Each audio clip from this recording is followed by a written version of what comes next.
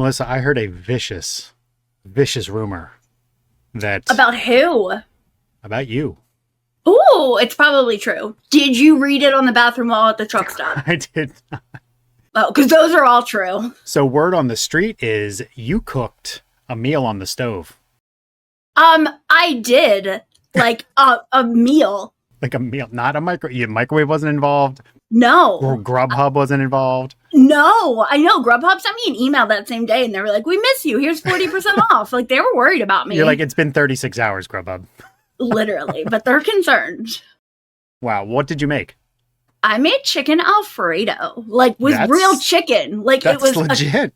Chicken that I cut into... Not a real chicken. Well, it was a real chicken, but, like, chicken tenderloins that I cut into pieces. They weren't like breaded chicken tenders? No. I did it on myself. I'm fucking Gordon Ramsay. No, that's Emerald. That's Emerald. So just stay out of the kitchen. Like, damn it. Did you use canned Alfredo? I used jar Alfredo. You did not make dinner. Get out of here with your homemade dinner. But I had raw chicken and I cooked it in the air fryer. That counts. All right. I'll let it slide. Only because it's probably the first meal you've cooked since, I don't know, ever. Just call me Gordon Emerald. 33, 1, 1, 0.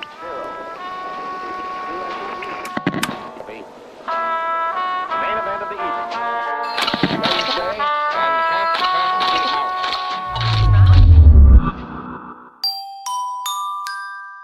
It's Tuesday, and you're listening to Murder Unscripted.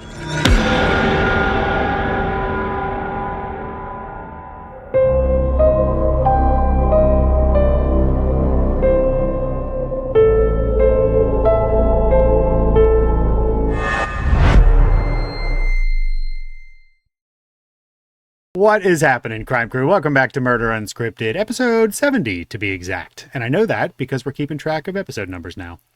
And because that's your age. Wow. That's messed up, man. Well, if you are listening to this, you have found the most insightful and engaging true crime podcast on the internet today. And I will stand by that comment. That one I'll stand by. I'm your host, longtime true crime producer Ed Hydock, along with my bestie, a woman who knows more about these crimes than the criminals themselves, Melissa Spivey. That's valid. And hey. All right, well, we are knee-deep in our September block that we are calling The Case That Haunts Me. My God, have we covered some horrific crimes, and unfortunately today is probably worse than all of them combined, so get ready. Yeah, that's like the understatement of the century, but okay. Yeah. Well, before, though, you go and, like, depress everyone listening, I'm going to do a little housekeeping. Not real housekeeping, because I don't do that, but on the show. It's up there with cooking. Exactly. If you like what you're hearing from Murder Unscripted, please take 30 seconds to leave us a review. And as always, don't forget to like, subscribe, and share the episode with your friends or anyone you think would enjoy it. I heard a podcast the other day say to share with your friends, and I'm like, I don't have any. Yeah, who are you going to share that with? Me? And I already... Yeah, and my dogs, but they can't, they don't have thumbs to click on the podcast icon, so... Well, my question is, like, what if they only like half the show? Like, what if they just like listening to me, but not you? So, like, do you leave half a review? Do you... That would never happen, so... Take the average and leave 3 stars? 3 stars, we'll take it. Well, I also want to mention that before we kind of get going here, that this case was put together by our brand spanking new research producer, Pam Beeler. And Pam did a fantastic job with this, and we are thrilled to have her on board because she's a writer by trade. And so you know that the scripts you're going to get are going to be well written. They're formatted properly. They contain proper English and proper spelling. Better than mine. Better than all of yours, yeah. So, but she's also a true crime fanatic. Like, we've been discussing Delphi since the moment I met her. So she's got like her finger on the pulse of the true crime world. It's true. Well, today we are heading to Phoenix, Arizona, 1993, and our case begins in a quiet neighborhood where a single knock on the door began a series of events so horrific that even seasoned detectives say they were changed forever. This is the story of the Luna family murders. Yeah, I mean, when we talk about crimes that leave investigators haunted, we're not using that word lightly. This case is probably one of the most violent and cruel cases that we've really ever covered on this show. And I'm going to go ahead and give a trigger warning now because there is a murder of a 5-year-old. There's also torture and sexual violence involved. Yeah. And actually, this is probably a case not many people have heard of. And I would say that's due to the violence and like utter depravity of it. And you and I have talked about this before, but I feel like this is one of those cases that's just deemed too much for TV. Absolutely. Well, for the reasons that you mentioned, like a network would never touch it. And if they did, it would be incredibly watered down, and that's why you won't find a whole lot of coverage on this case. Retired Phoenix police detectives have admitted that even decades later, the images of what they encountered inside the Luna home are absolutely impossible to forget. But before we get into the aftermath and kind of the lifelong burden carried by those officers, we need to talk carefully about what actually happened that day. Because I feel like it's only in understanding the step-by-step choices of the perpetrator in this case, a guy named Richard Kenneth Djerf. The cold and calculated decisions that he made that day are the reason that this case lingers for so many involved. Yeah, I'm not necessarily looking forward to it, but I think we should probably get into it. Yeah, buckle up. That's all I gotta say. And I have a connection at the end of this case that is your head's gonna spin. Ooh. So get ready for that. I'm saving that for you. Yeah, I don't even know. You said that before we started. You're like, this is going to blow your mind, and I don't even know what it is. It is. Well, you can't know yet, so Yikes. You will. Well, it is Tuesday, September 14th, 1993. And the Luna family lives in this modest one-story home in Phoenix, Arizona. And on the surface, they're like so many hardworking families in the area. You have Patricia and Albert Luna, both in their 40s, and they're raising children, 21-year-old Albert Jr., 18-year-old Rochelle, and 5-year-old Damien. And because there's not much out there on this case, I wanted to take the opportunity to set the bar by dropping some deep-ass research on y'all, because this way, if it's ever covered in the future, we can say that we were the model, because you know how like people will use other pods or other shows as their like blueprint? Mm-hmm. So if some of this info turns up, I'm going to be awfully suspicious that it didn't come from us. So Albert Sr. we're talking about, was a Vietnam vet, and he was a member of the American Legion.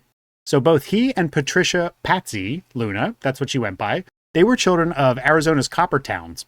They were raised in the shadows of the smelters and mines that defined life in Morenzi and Clifton, Arizona. So Albert followed a familiar path when he took a job at the Phelps Dodge acid plant right after high school, and he married Patsy soon after. But when the violent miners' strike of the early 80s erupted, Albert's loyalty to the Union cost him everything. He refused to cross the picket line, so they replaced him. And that meant the young couple had to spend the next year searching for work in their respective hometowns. Mm-hmm. They absolutely loathed big city life, but their dreams of like finding a job in the mining industry in their little town were slipping away given what had happened. So they reluctantly leave behind the only world they know, and they move to Phoenix, Arizona, where Albert Sr. gets a job as a lab tech and Patricia as a custodian at the Byron Berry School District. So in the city, the Lunas really tried to live carefully. They were extremely cautious of the dangers that came with their new surroundings. Albert made a point about staying inside at night. He was convinced that the home was the safest place to be, given what was going on in the area at the time. Mm-hmm. So they even resisted letting their daughter Rochelle, so she worked at a grocery store and she worked some late hours, and they were pushing her to get daytime shifts. But she was saving up for college, so she was kind of between a rock and a hard place with them because she needed the money, but they were kind of pushing her to not be out that late at night. Look at the yogurt shop girls. They were working late at night. Like, you want to say don't be afraid of the world, but how can you not be? Yeah. I mean, there's so many dangers out there. Brenda just left to go on a walk. And even then, it's like just having to do all these stories all the time. We know what happens if someone goes out for a walk. Like, you just never know. So you need to say, be careful. Yeah.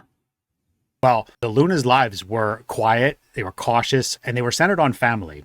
But the sanctuary that they had worked so hard to protect became the very place where tragedy found them. And before we dive into that tragedy, I want to tell you about the couple's 3 kids. We just talked about the couple themselves, but Albert Jr., Damien, and Rochelle, who I just briefly mentioned. So Rochelle was a popular and gregarious senior at Trevor Brown High School. She ran track, and as I said, she was working at a local grocery store. But by all accounts, everyone at school had nothing but positive things to say about this girl. 21-year-old Albert Jr., he worked at the local Walmart and was described as a good kid by neighbors, but he ran with a rough crowd sometimes. There were some quotes in some newspapers that I found a little troubling, and we're going to get into because there's a deeper discussion here. But Damien, so the 5-year-old, he was described as happy and friendly, typical little boy, probably loved his Ninja Turtles, Jurassic Park action figures. And I was trying to think back to this time, and I was a little older than Damien was in 93, but those early 90s were something, weren't they? Oh, yeah. I can just picture that time period like it was yesterday. And I know for you, the 90s are pretty much every day. Literally every day. I try my hardest. Well, if you think about it, I was about 5 in 93. I guess I was 5 or 6. So, I mean, what were you doing? Watching Rugrats. I still do. Watching Doug. Is that what was on back then? I don't even know. I think so, yeah. I mean, that's what I remember watching as a kid. I was interested in girls by that point, so cartoons were back burner.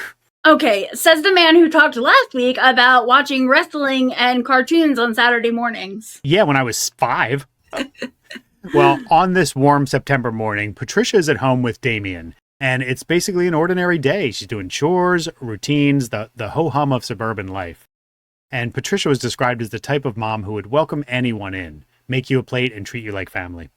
I know what's coming, and it's like, it's such a sad state of the world when, like, unfortunately, I feel like that sort of kindness that Patsy had, it's kind of part of what is going to make her and the rest of the family so vulnerable, because kindness can open doors. Literally. Literally, exactly. Yeah. Well, how many people have we covered who become victims doing something completely innocuous or helping other people or just some kind of like completely innocent task, you know? And everything changes the morning of September 14th with the sound of a knock at the door, which you just mentioned. And the person knocking is 23-year-old Richard Kenneth Djerf. So before I get into this god-awful incident, a little background on Richard Djerf. So he was born in 1969 and grew up in Phoenix, Arizona. And he had this reputation for being, I guess we'll just call him a loner. But he wasn't like the mysterious, broody kind, though, that you see in movies. He was like the guy that you actively avoid at parties because he's in the corner just creeping and lurking. Creeping, yeah. Yes. So to give you a snapshot of this guy, newspapers reported that Djerf had a boa constrictor as a pet. And he had this dummy hanging from a noose in his apartment. Like, I found that also in an old article, and they were like, it was like Halloween every day at his place. It was just off-putting. Yeah, that's not exactly the kind of guy you bring home to mom. No. So Richard Djerf and Albert Luna Jr., so the son, had actually known each other from work. They didn't work together at the Walmart. He actually worked at the Safeway, which is where Albert Jr. worked before he worked at Walmart. So they were kind of previous coworkers, but they'd become friends over the years. And full disclosure, so Albert Jr., the son, had been known to get into some hot water with things like theft and burglary, and he'd even done some time in jail. And I absolutely hate to bring this up because I think this is what has me so torn on this case, and I never want to speak ill about somebody who had gone through what this kid went through and has to live with. But the bottom line is he did some incredibly stupid shit in his young life. Yeah. So between September of 1991 and January of 1992, Albert Jr. was working as a janitor for ABCO supermarkets. And during that time, he had stolen 60 cases of beer, 90 cartons of cigarettes, 96 bottles of liquor, and some money. And all in all, when you combine all of those things, it totaled $8,100. Wow. And there was one occasion where he stole a key to a safe and he hid out in the store until it closed, at which point he swiped $2,100 from the safe, and he was arrested while trying to escape through the air vents on the roof of it was like maybe a strip mall, because it was, it said it was over like a holiday hair or a hair cuttery or something, but he didn't work there. So he must have tried to get out the top of this roof, and they called like, wow, just some dumb behavior. The thing was, though, like Richard Djerf, his former colleague, he knew all about this. So when Djerf's apartment was burglarized in January of 1993, Albert Jr. was the first person that he suspected. And to be honest, I don't know if he was wrong. Yeah, I was wondering about that. I couldn't find, like, I've heard about this case and I wasn't sure if he definitely had done it or not. I'm not sure either. And I was really digging for this information. The only thing I could find was that he was heavily suspected of it and questioned by police, but never arrested. And it went so far as Djerf actually called Patricia, Patsy, and said, is there any of the following things which he was missing? So I'll tell you this. So what was stolen from Djerf's place? Djerf's, yeah. Yes. Electronics like a TV and VCR, stereo equipment, car alarm, and an AK-47 assault rifle.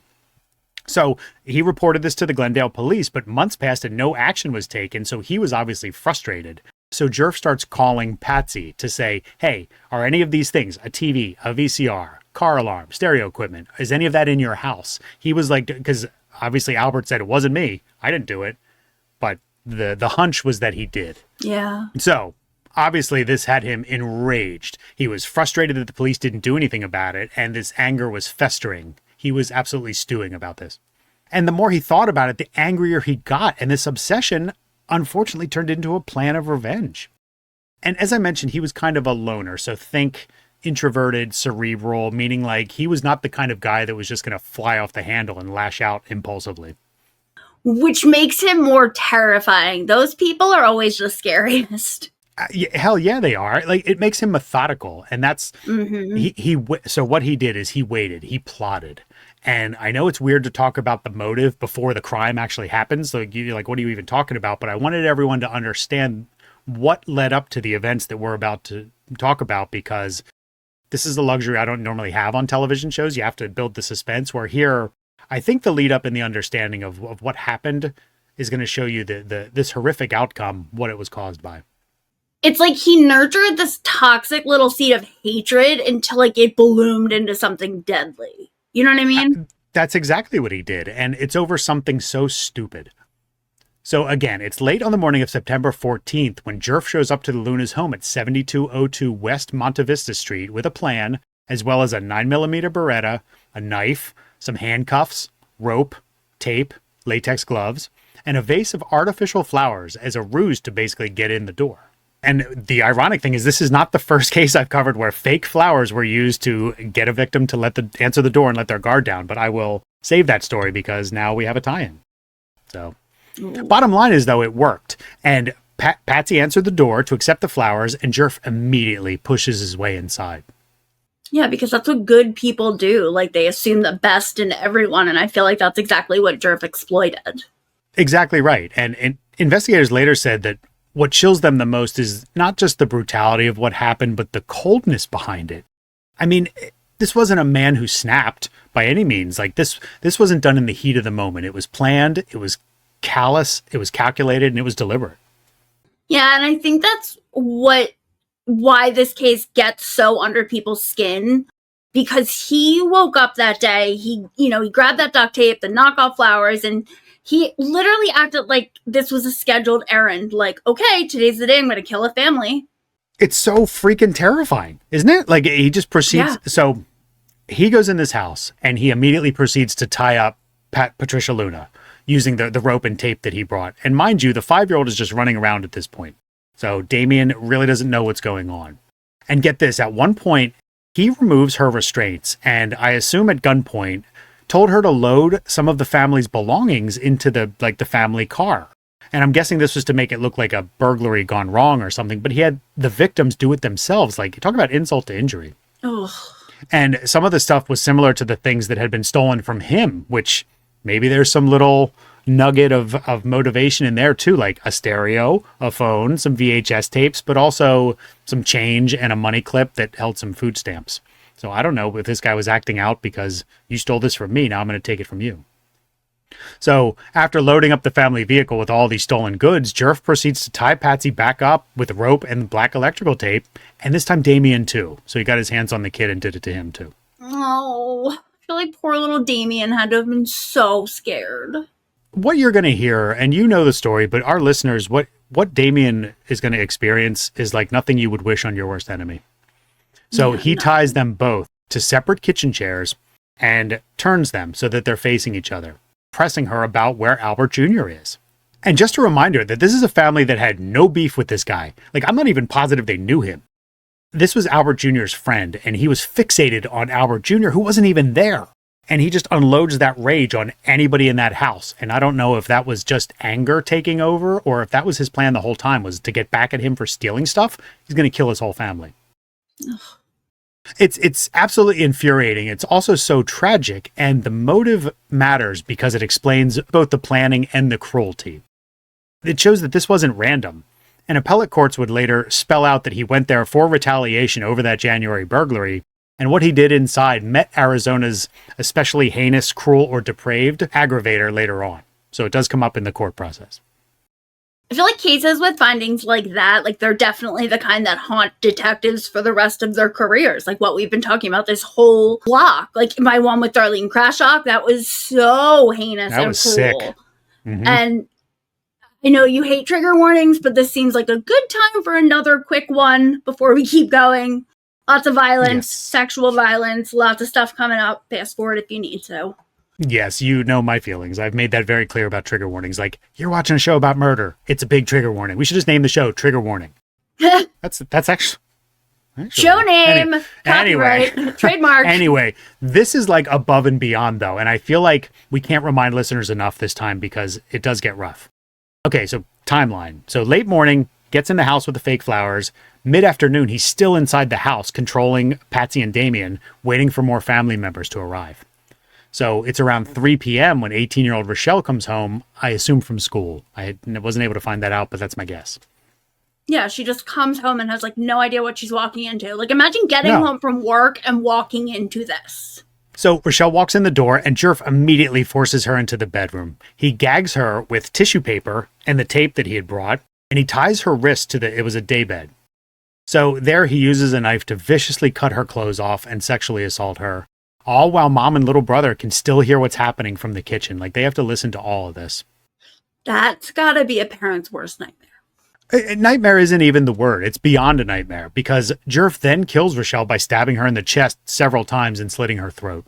It was such a violent attack. So she had several non-fatal wounds to the back of her head, too.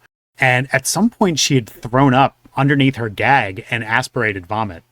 So, I don't know. Her earring, too, was ripped completely through the earlobe. Oh. So, yeah. So Djerf then goes back downstairs and taunts Patricia, telling her he just raped and slaughtered her daughter. This is agony by design. He's not even close to done. So about 4 o'clock, Dad, Albert Luna Sr., gets home from work. And just like he did with Rochelle, Djerf bum rushes Dad at the door, handcuffs him, forces him to crawl to the master bedroom and get face down on the bed. And there he beats him in the head with an aluminum baseball bat. So after he cracks Albert over the head and blood splatters all over the bedroom, Djerf removes the cuffs and walks away believing he's kind of finished him off.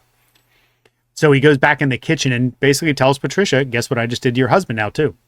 This guy, and I don't want to compare killers, but like this guy is bad. Like pure, he's just like taunting poor Patsy now. And for what? Right. For some stereo equipment? It's just, and the worst part is he's just getting warmed up. So after killing Albert, Djerf tries to kill 5-year-old Damien, first by twisting his, twisting his neck, quote unquote, like in the movies. So basically, like you see in some of these old martial arts movies, Steven Seagal movies, they come up behind and just one of those. It doesn't work though. So what he does is he strips the plastic sheath off of a lamp cord and he tapes the wire around the boy's leg and he flips the light switch and electrocutes this poor kid. That is how far this guy's sadism goes. And I can guarantee you that he watched this family suffer and enjoyed every second of it. And all of this revenge for someone who wasn't even there. Like he was angry at Albert Jr. This has nothing to do with them. I feel like this is like a mob killing or something when they hurt the family members and not the person they're mad at. Like, because that almost hurts you more. Absolutely. Well, and you're going to see that this has not mob ties, but other suspicions too. So I'm going to get into that in a second. So back in the master bedroom, Albert Sr. is hemorrhaging blood from this attack, but he's not dead. I mean, this guy was a fighter. He was determined to save his family. So he frees himself, stumbles to the kitchen, and he grabs a pocket knife and he goes after Djerf. And he was able to stab him he stabbed him once in the lower left side, but Djerf eventually overpowered him. And there's a struggle. Djerf eventually stabs Albert through his arm and into his torso. And then he just pulls out a 9mm and fires 6 times. And Albert falls dead right at the feet of his wife and son. Okay, Albert Sr., that's a dad. Like, what a badass. I know it didn't end well, but holy shit, what a badass. That's what you do, though. If you saw your family in that situation, every last breath is spent trying to save them. It's just what you do as a man. That's a dad. Well, then Djerf turns to Patsy and says, do you want to watch your kid die, or do you want your kid to watch you die? And essentially shoots them both in the head at close range. I do remember reading or hearing, this was years ago, that he killed Patsy first, the mom. Maybe. I'm not sure if that's true, but I do vaguely remember hearing that. I mean, does it matter, though? No, I'm just saying, like, to be that poor child, I cannot imagine how scary that has to be. And the only saving grace is that I assume they went quick, but not after all this abuse. But I'm hoping that the gunshot, at least it was over quickly, and the shock from watching his mom die, if that's true, was over in a second. But good God. So before Djerf leaves, he gets this idea he's going to start a fire. So first he splashes gasoline on the bodies and around the house and lights a fuse cord. He had this red fuse cord that he brought with him, like picture a stick of dynamite and the fuse. He had rolls of this stuff. So this was pre-planned. He was going to use this to light a fire in the house. But as soon as his fuse is lit, he immediately puts it out because he looks out the window and he sees and hears children playing. So he's like, I can't just start a fire and walk out of this house, or I'm going to be seen immediately. Yeah. Eventually, though, a couple minutes later, the coast is clear. So what he does is he puts this greasy pizza box on the stove, turns on a couple burners, and there's a rag in one of them too, but it doesn't ignite.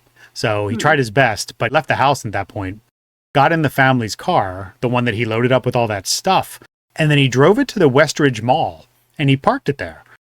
Then he got in his own car and drove away. So this was all part of his plan. He drove to the mall, somehow got then to the family. I'm not sure. I should have looked up how far away the mall is. I assume he walked, but then he took the family's car back to retrieve his car, and off he went.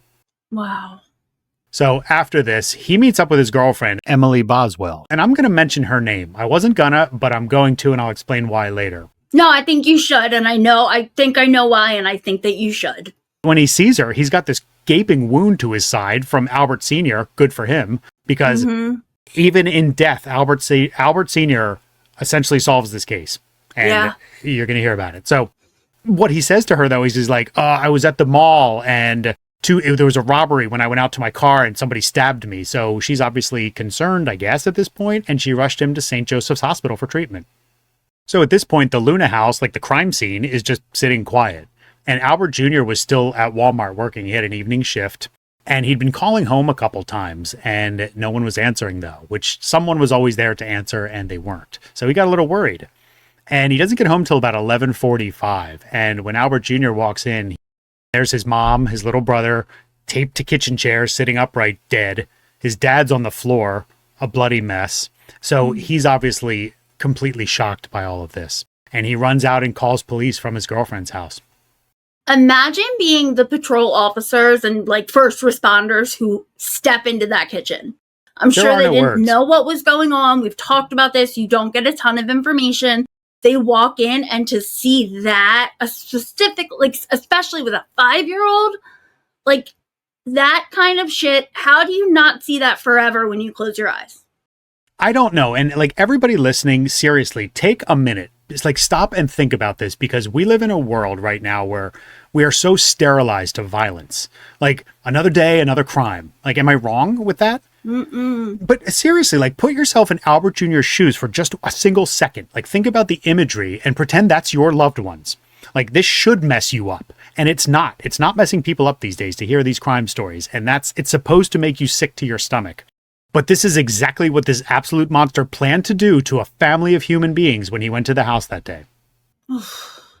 So I'm going to touch on this neighborhood for a second, because witnesses told the Arizona Republic that there were more police cars and fire trucks than they'd ever seen in one place. And the immediate thought was this was gang related. I found so many articles that when you see something like this, when you see a family slaughtered and fires and all these different weapons, and you have to think that someone was sending a message. Right. So the extreme violence played a role in that theory, but also because this neighborhood wasn't the nicest. And at the time, they had a lot of problems with gang violence that was well noted in newspaper articles. And the other theory, and this came from one of Albert Jr.'s friends, was he had been having problems lately with people smashing the windows of his car and shooting them out even. So in the past, I think it was 3 different occasions over the past couple months, he had these windows busted out. So Could this have been gang activity too, or was this someone out to get Albert Jr.? Well, it would not take long to find out the answer, and they learned it was the latter, because the very next day, September 15th, Djerf tells his girlfriend what he actually did, like confesses in detail. And he describes the murders and chillingly says the blood dripping from Patsy's wound was really awesome. Like, you should have been there, which is why I want to drag that woman's name through the mud too, because the way he said that makes me think like that she would have been a willing participant, maybe if she was home, or that they had talked about doing this and she was all for it. It was almost like he was bragging about it. Right. And the fact that she didn't just up and call police right then and there. Yeah. Like, or make an excuse to run out and get some milk and go to the police or something. Something. Well, over the next few days, Djerf is discharged from the hospital, and he had his buddy rent a motel room before also confessing to him, bragging to even more friends, and eventually those confessions make their way back to police. And there's mixed reports here, because I've heard it was a local pastor who heard of the confession from one of like Djerf's friends that he bragged to. But then I also heard that Djerf told a friend and the friend told his parents, and the parents were the ones that called police. So I don't know which is true, but bottom line is this guy likes to run his mouth. Yeah, and I mean, to me, that shows no remorse. If you're actively bragging about what you did, you don't feel bad about it. There's a difference between bragging and confessing, I think. Absolutely. Yeah. With no remorse. I mean, but that's what these assholes do. Like, they are all driven by ego, power, control, being in charge. And they wear these crimes like badges of honor, and their mouth always gets them caught every time. Always. And actually, I'm skipping ahead a little, but come my first case in October, running their mouth is what gets them caught. It never fails. They can't shut up. Well, on September 18th, Phoenix detectives execute a search warrant on this motel room that we just talked about, on Djerf's car, and also his apartment. And they recover items that he brought to the Luna home, and even the fake flowers, as well as the property that he stole. And I'm going to list this property for you. So the police found handcuffs, a 9mm Beretta, a stereo CD player, 2 VCR units, a US West caller ID unit, artificial flowers, and a vase, watches, Rochelle's charm necklace, a cardboard knife sheath, Patsy's car keys, a telephone, loose change, food stamps, and a red fuse cord. And at the time of the arrest, police actually found a handcuff key and a newspaper with articles about the crime in his possession. And Richard Djerf is arrested that very day. Well, yeah, and I feel like by the time the Phoenix PD got him, like, they're not dealing with a whodunit. This guy has basically solved the case for them by running his mouth to anyone who would listen. Yes, he did. You know, they have the crime scene, and they've got the recovered weapons and restraints. They've got stolen property. They've got his mouth. Like, what more do you need? You did this to yourself, bro. Absolutely. And I feel like that's another reason that TV won't touch this, because there's no mystery. And I mean, you can't just fill an hour of television time with blood and guts and gore and expect people to stay tuned in. It's like, it's uncomfortable. Nobody wants to see it, you know? So the state decides to file charges, 4 counts of first-degree murder, kidnapping, armed robbery, burglary, sexual assault, attempted murder, pretty much every charge they have. And are you ready to have your mind blown? Because 3 days after Djerf's arrest, the body of 17-year-old Melanie Burness is found mutilated and floating in a Phoenix canal just a couple miles from Luna's home, and the case of the Phoenix Canal Killer begins. And we know that would not be solved for another 20-plus years. Wow. You know what? When I was like thinking about this crime, I remembered I had heard it and I knew it was in Phoenix. And I found myself wondering if it was kind of around the same time as either Angela and or Melanie. But I completely forgot to look into it. That is wild. And you know what's even crazier too? Today, when we're recording, is September 15th. Like, isn't that the insane? day that he confessed. Like, we did not plan this. I just realized never even thought as of we that. were recording. That's Crazy. insane. I had to mention earlier in the script that, like, this was also on the heels. It was like an offhand mention on the heels of the Phoenix Canal killings. But then when I saw the date, I found in a single article, it was like 12 days of violence in Phoenix. And in the same article, Melanie Burness and the Luna family are mentioned together. Wow. So crazy. Well, and they're both such violent crimes and seemingly out of nowhere that I can't even imagine. The PD's probably like, what the hell is happening? But think about the people, too. Can you imagine the fear gripping this city? Oh, no. Body parts are showing up, floating torsos. The Luna family slaughtered, like, Like, they thought it was gang or like you said, mafia. Like, what is going on in Phoenix in 93? That is wild. Not a place I would want to be. No. Kind of off subject, and I don't know if you're going to get into this, but didn't Djerf try to kill himself when he was in jail? He did. So actually, several weeks after the murders, he slits his wrist with the metal from a musical Halloween card. I didn't have a lot of details on it, but I assume he had one of those cards that you open it up and it plays a song, and then he was able to like disassemble that somehow and use it to try and kill himself. But I'm happy to report that he lived so he can sit and rot in prison. Good. So, but here's where the case gets kind of unusual. So Djerf decides he wants to be his own lawyer, and we all know how that works out. But the crazy part is, like, despite his suicide attempt, the court deems him competent to represent himself. It seems off to me, but whatever. I'm glad. You know what? That's such a disaster, and it's also my favorite thing ever. Like, when these assholes think they're smarter than the judge and the lawyers, and, like, I'm gonna go ahead and say it. If Bundy couldn't do it, you can't do it. Let this be your PSA for the day. Because Bundy was a lawyer for the most part. He went to law school. And then I feel like by doing this, it turns into such a publicity stunt. Like, it makes the courtroom into a sideshow. It absolutely does. Like, hello, Daryl Brooks. Hello, Lori Vallow. Oh. You know? So, but it's always super entertaining to me to watch because I love when they televise trials where people represent themselves because they look so stupid. When people say that they want to represent themselves, like in those pretrial hearings, I've seen judges say, like, are you sure? Because we definitely recommend you getting a lawyer. So Djerf walks into that courtroom basically wearing two hats. He's the defendant and his own attorney. And he ends up pleading guilty to all 4 murders in exchange for all the other charges, including the sexual assault on Rochelle, that they're dropped. I feel like being his own attorney and, like, wanting to plead guilty, it's like a control thing. It's like his control issues from the murders carried straight into the courtroom. Yeah, well, he thought taking a plea deal would mean the death penalty's off the table, like that his life would be spared. And I assume he just didn't want the jury to hear all these heinous details. Mm-hmm. But here's the kicker. The plea deal didn't take the death penalty off the table. So 7 weeks later, Djerf is like, you know what? Is that lawyer still available? That whole lawyer thing we were talking about? Can I still get one of those? So they eventually give him some representation. But the judge had to go through Arizona's aggregating factors because plea deal or not, that's what happened here. And boy, they were not hard to find in this case because we're talking multiple murders. Off the bat, that's the big one. Child victim, murder for financial gain, an especially heinous, cruel, and depraved conduct. I mean, it's all over. It's writings on the wall. He literally had a full house of these aggravating factors. Absolutely he did. And at the sentencing hearing, the public learned about Djerf's upbringing. So let's present some of these statements on why poor Djerfy was so messed up and why he did this. Djerf explains how he was basically abandoned at age 6 by his mother, whose new husband, quote unquote, didn't like kids. Yeah. He was raised by his father, who was cold but not abusive necessarily. However, he was teased in school about his weight and spent a lot of time alone. Welcome to the f***ing club. So was everybody. Yeah. So Albert Jr. testified, and I can't even imagine how hard that would have been for him to do.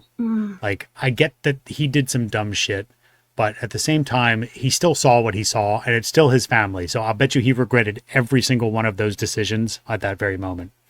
But he testified that in the months leading up to the murder, he'd received some phone calls from someone calling herself Stephanie, asking him to meet her, but he never took the bait. And Stephanie, it was learned, was Djerf's girlfriend, who was helping Djerf try to lure Albert out, presumably to be confronted by Djerf himself. And that's why Emily can be dragged through the mud. Yeah. Because this girl also testified about helping Djerf move the Luna's car to a parking lot after he came home with it. But then, astoundingly, she wasn't charged with any crime. So riddle me that. I can't figure that out. I don't get that either. And you know what struck me in the records? So the judge emphasized not just that he killed 4 people, but how he did it. Like the prolonged mental anguish, especially with Patsy having to watch her daughter and husband be attacked for her own execution. And also her son sitting right in front of her, tied to a chair, a 5-year-old. Like, that is psychological torture, and it met the state's bar for cruelty. I was just going to say, that's why I get so pissed off when people are like, well, the death penalty is cruel and unusual. So is this shit. How are you going to tell me it's not? And you think that putting someone to sleep with an IV in their arm is cruel and unusual compared to this shit? It doesn't get worse than what he did. So if there are people out there who still don't think the death penalty should be a thing, See Richard Djerf in the encyclopedia. If he does this to your family, then you can come and tell me you don't want the death penalty. Absolutely. Hit me up. I'll give you my digits. 100%. So in May of 1996, Richard Djerf is sentenced to death times 4. So he got 4 death sentences essentially. And he's been on Arizona's death row ever since. His appeals have focused mostly on the technicalities of everything, like whether or not he should have even been allowed to represent himself, whether his plea deal was truly voluntary, or if these deaths were especially cruel. And it's like, cry me a river, you piece of shit. Yes, they're cruel. I just want to bring up what he said in court when they gave him the 4 death penalty sentences. His response out loud in front of the court and the victim's family was, "You can only kill me once." Well, there you go. That tells you everything you need to know about him. He even had the balls to say that Rochelle's murder wasn't especially cruel because maybe she vomited behind her gag because it was hot out that day, or maybe she ate a big meal beforehand. So that's a glimpse into what we're talking about with this guy. Thankfully, none of his appeals have gotten traction because, frankly, they're ridiculous. And the Arizona Supreme Court did uphold his sentence, and even the U.S. Supreme Court declined to hear the case. So this guy's out of options. Yeah, I mean, which just tells you how strong the record is against him.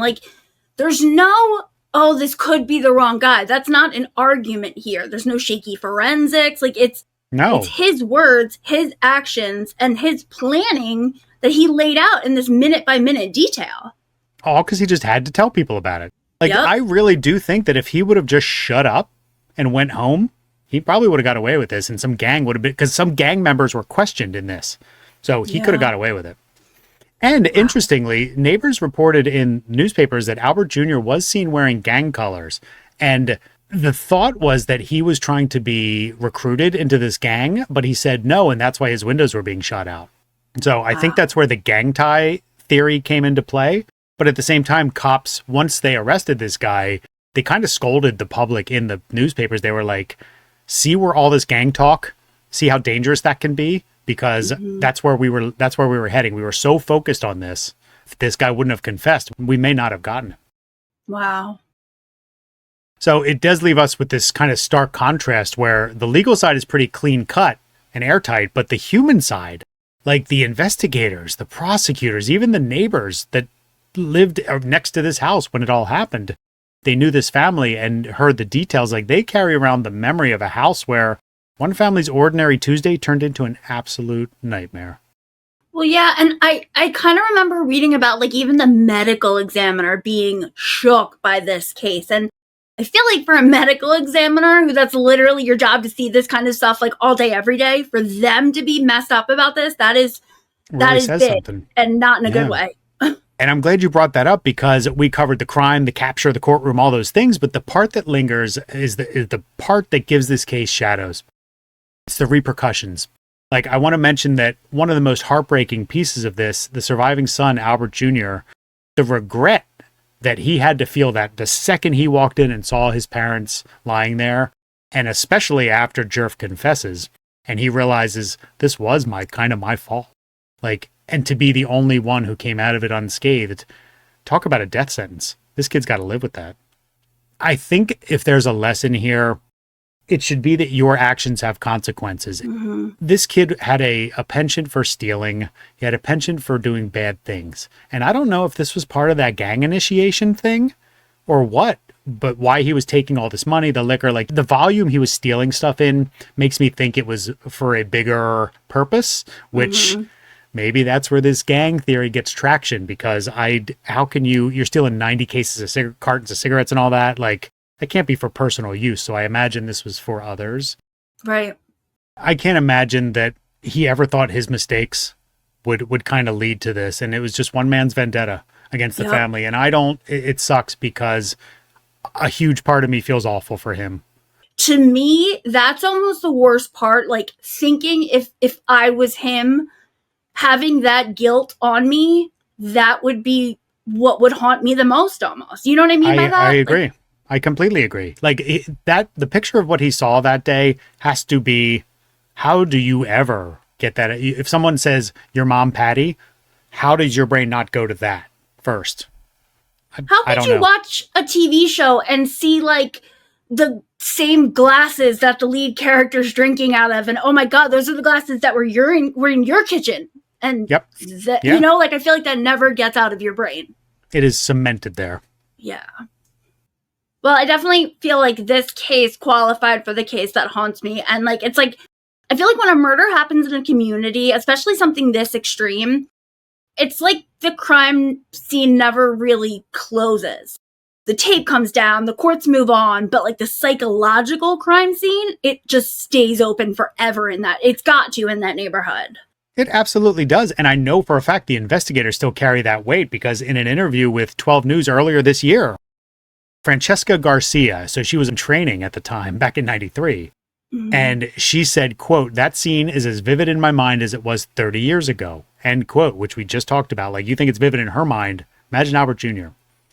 I started in May of 1973. And after 20 years with the Phoenix Police Department, in September of 1993, Francesca Garcia transferred to the homicide unit. Shortly after that was when I received a call out to go to the home in Maryvale of the Luna family. She was still in training. That scene is as vivid in my mind today as it was over 30 years ago. Inside, 4 family members were found tortured and murdered. Patricia and Albert Luna, and 2 of their kids, 18-year-old Rochelle and 5-year-old Damien. I was assigned to work with Detective Steve Lewis. It's the worst thing I have ever seen. Retired Phoenix Police Detective Steve Lewis remembers where each family member was and the evil they faced before they died. Even the medical examiner that did most of the autopsies, I was there for all 4.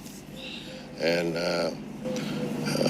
she cried. The community was terrified as the search for the suspect was on. You only get one crack at that scene. In a matter of days, they got their guy. Did you ever interview Richard Kenneth Djerf? I did interview him, and the only thing he would say to us was, we read him his rights, and he said, my girlfriend had nothing to do with this. Djerf ultimately pled guilty and was sentenced to death for each of the 4 murders. But that was in 1996. He's now exhausted all appeals, and the Maricopa County Attorney says he could be executed next if the Attorney General issues a warrant. It's never going to bring anybody back. That's not what it's about. But it's to serve as justice for what happened to the family. For these retired detectives whose investigative work got this mass murderer off the streets, they believe it's long overdue. Let me say this. If anyone ever deserved the death penalty and to be executed for what he did, it's Richard Kenneth Djerf, because he's a monster. I mean, well put. And that's why this case keeps like resurfacing in Arizona, especially. Every time there's a debate about the death penalty, all somebody has to say is, Richard Kenneth Djerf. Like, Yeah. he, not because he's become like the symbol of a wrongful conviction, he's the opposite. Like, he's the case people point to when they say, if not him, then who? You don't get worse than this. It's chilling but true, and this is like literally the textbook definition of what lawyers mean by especially cruel and heinous and depraved. Now that I'm thinking about it, like, this case was not super well known. How many more cases are this bad that investigators and crime scene techs and death investigators are dealing with that we don't know about? Well, as far as case updates go, as of today, Richard Kenneth Djerf has been sitting on Arizona's death row since 1995, basically, so nearly 30 years. But he won't be sitting much longer because in less than a month, assuming everything goes according to plans, he will be put to death by lethal injection, which is not nearly a punishment for what he did. But No. I don't know. His appeals have been heard, rejected pretty much at every level. So in August, a death warrant was issued, and shortly after that, his execution date was scheduled for October 17th. So I'll absolutely make sure your party invitation is in the mail. Seriously, I generally don't pay too much attention to that kind of stuff, but this one I'm all about. And we will definitely update everyone as soon as that vial is injected. Yeah, absolutely. So something I just want to add here at the end. So when I was looking up articles to see, just to make sure this execution was still scheduled, I found that he had actually talked to reporters not that long ago. He basically said, like, this wasn't some kind of, like, I wasn't on drugs. I just did it. And he's like, I wish someone was there with me who could have talked me out of it. Like, I'm sad it happened, but it wasn't me. He's like, something happened to me in there. And he's like, I'm not making excuses. Like, he was very upfront about it and very forthright. I guess when you know death's imminent, you're willing to just be like, what's it matter at this point? Yeah, what do I got to lose? Yeah. But it was interesting to me, his mindset, because he's like, I wasn't on some kind of, he's like, I just was angry and I went over there and it was just out of my mind and just did it. And the second it was over, I'm like, man, I wish it didn't happen, but it did. So, were you really that sorry? Because you bragged about it. So maybe not the moment it was over. No, well, you know what I mean. Like, it was interesting that he said I wasn't possessed. There wasn't some demon in me. He's like, I was just out of my mind. He's like, it was me. It was all me. Yeah. So, well, that, my friend, was the absolutely horrific, awful, tragic, everything else story of the Luna family murders. And it's a story that has become one of those kind of touchstone cases. And like you said earlier, it's one of the ones that prosecutors point to when they need to justify the death penalty. Like when someone asks, why do you still have this? Because of Richard Kenneth Djerf. Well, and the sad part is I think that he should be put to death, but I don't think that it's going to give closure, if there is such a thing, especially for Albert Jr. Well, especially at this point, when he's been on death row for 30 years, like, I think that would be the moment that you would say, okay, the nightmare's over, but like, he's not dead. They're not killing him. He's just sitting in jail. No, I mean, if they do, and when they do put him to death in however many days, I still don't feel like that's going to be closure. Like, it's still going to haunt the detectives. It can't erase this shit from their brain. It's still going to haunt 100%. the son, the neighbors, the detectives, and so on. Well, and what I was saying was like the closure, like, whether he's actually dead or sentenced to death row and has just sat there, like, I feel like it's almost the same thing. Like, seeing him die is one thing, but it's like he's on death row, you know, he's not going anywhere. So it's like, is that your justice? Was that the moment closure happened? Or would it be when he is actually not on this earth anymore? I don't know. I don't think there's any closure for what he did. And that's why we tell these stories, you know, it's not to sensationalize them or to like talk gore and shock you with this stuff. Like, it's to remember the victims and to try to understand the human impact, and especially to show you how violence and the aftermath can ripple through families and communities and change laws and become cornerstones of why we have certain things in our law system. Yeah. And while Richard Kenneth Djerf chose to define his life by destruction, the Luna family, they can be remembered not just for the way they died, but for the love that they shared. I mean, they were all about family. And the saddest part is they never wanted to move to Phoenix. Yeah. I mean, these cases we picked this month have been rough. They've haunted everyone, to put it mildly. Speaking of that, actually, this case kind of reminds me of what we're going to be talking about next week with our very special guest. Oh, yes. Did we reveal it last week? I forget. We did, yes, because we talked about how we have been teasing her, but we also tease her. Yes, yeah, we do. And we actually recorded her not that long ago, and she's great.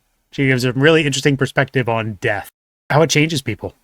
Well, and how the things these people see do not go away at 5 o'clock when they clock out. It doesn't for us either. And we don't even like work these scenes. We just tell stories. And like, there are things that I hear and see and read that live with me. Sarah Yarborough makes me cry to this day. Like, I'm going to get teared up thinking about the dog statue. I can't even handle that episode. No. And the fact that as we're reading it, it's slowly tying into when did we do the canal killings? I forget when that was, but it was like, I'm reading this going, oh my God, this is the same flurry of crime at the same time. Like, Melanie Burness was the second victim. So it was wild. After that, but just, I think it was December of 92 is when the first victim was found. So Angela, like, this was Angela Brasso. Yeah, it was a wave of crime that, holy cow, man. I can't imagine. Well, we hope you come back next week. After this, I understand if you don't. But no, you definitely don't want to miss next week. We have Shannon next week. It's going to be a really good interview. We didn't interject a lot. We kind of let her tell her story because it's a really unique perspective. Yeah, so definitely stay tuned for that. If you have comments about this episode, and really, how could you not? But you can hit us up on our socials, Facebook, Insta, TikTok, at Murder Unscripted. If you really want to start a conversation about this case, we can definitely do that on our Reddit page. That is a great place to have these kind of chats. Yes, that is also at Murder Unscripted. You can hit us up on our email, murderunscriptedpod@gmail.com, or you can leave us a note on our website, www.murderunscriptedpod.com. That's it. Well, that is all we have for you. We will see you next week. And until then, remember to be safe, stay hydrated, and of course, we always want you to remember that perverts don't wear signs that say they're perverts. But they may show up at your door with a dollar store flower bouquet. So remember that. And you are better than that dollar store. You deserve more. You do love the good dollar store. I do love the Dollar Tree. Damn it. $1.25 store. Oh, rip off. Adios. Bye.